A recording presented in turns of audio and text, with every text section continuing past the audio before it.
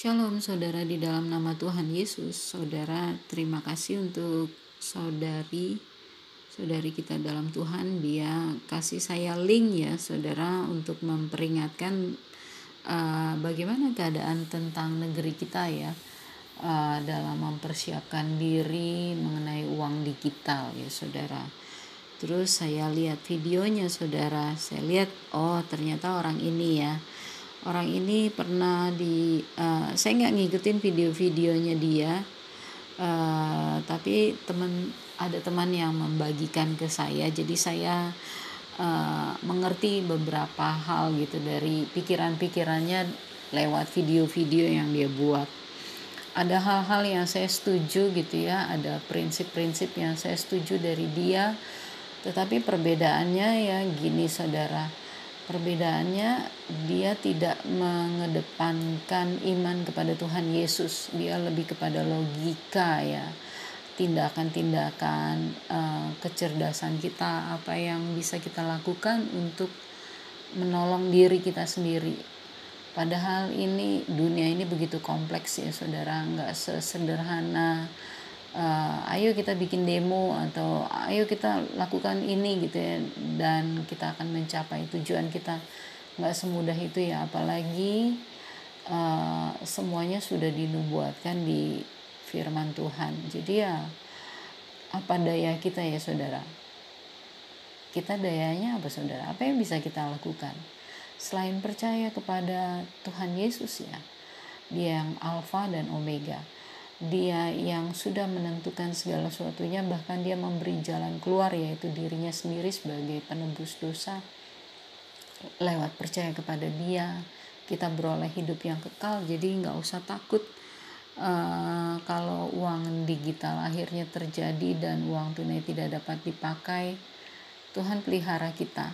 Kalau boleh sih ya, segera gitu ya kita diangkat ke awan-awan, kalau boleh gitu saudara. Kehendak Bapa yang jadi, bukan kehendak kita. Lalu ada lagi ya saudara, seorang saudari dalam Tuhan bagi-bagikan video. Ini tampak malaikat di atas kota Yerusalem. Jadi videonya itu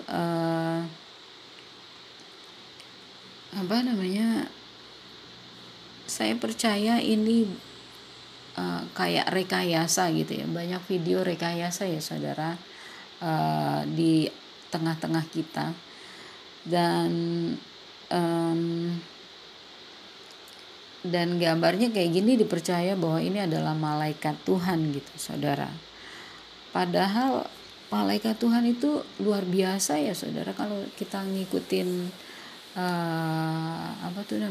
firman Tuhan. Kalau kita baca firman Tuhan, maka saudara akan lihat ya bagaimana luar biasanya, bagaimana berkuasanya malaikat Tuhan itu ya saudara.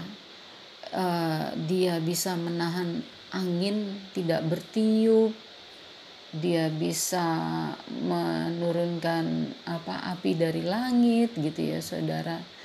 Terus dia mau tampil kayak gini gitu, ya ampun, kecil amat gitu ya, cuma nunjukin dirinya bercahaya di awan-awan kayak gitu, kecil banget gitu ya saudara. Saya sendiri ya pernah, tapi saya gini, Tuhan Yesus lah yang ini ya, yang menjadi saksi gitu. Saya merasa saya pernah berjalan dengan seseorang. Orang itu seperti dalam imajinasi saya saudara. Orang itu tidak nampak gitu secara fisik, tapi saya merasakan gitu. Saya gimana ya menjelaskannya kepada saudara. Saya pernah berjalan kaki di suatu tempat gitu ya, udah lama banget, saya masih muda banget gitu ya saudara, masih sekolah. Jadi saya kan kecil orangnya, badan saya kecil, segini-segini aja tingginya gitu ya saudara. Tapi orang itu kira-kira tingginya kira-kira 4 meter ya saudara, dan tidak nampak gitu, tapi tidak nampak secara fisik, tapi saya bisa lihat dia tersenyum kepada saya. Jadi dia sangat besar gitu saudara. Itu yang saya tahu, yang saya ingat gitu. Dan nggak perlu nunjukin dirinya di awan-awan gitu ya, dia bercahaya terus rame-rame di awan, terus orang-orang melambai-lambai, halo halo, datang ke sini, nggak perlu ya saudara, karena dia gini, malaikat Tuhan itu adalah pelayan Tuhan, dan malaikat Tuhan itu sangat taat kepada Tuhan, kepada Bapa di sorga. Jadi makanya kalau jadi setan gitu ya saudara, itu ya karena dia memberontak ya, tidak taat lagi kepada Bapa, sehingga dia memberontak dan dia jatuh gitu. Dia bukan lagi malaikat, dia ya malaikat tapi malaikat yang mantan malaikat gitu saudara.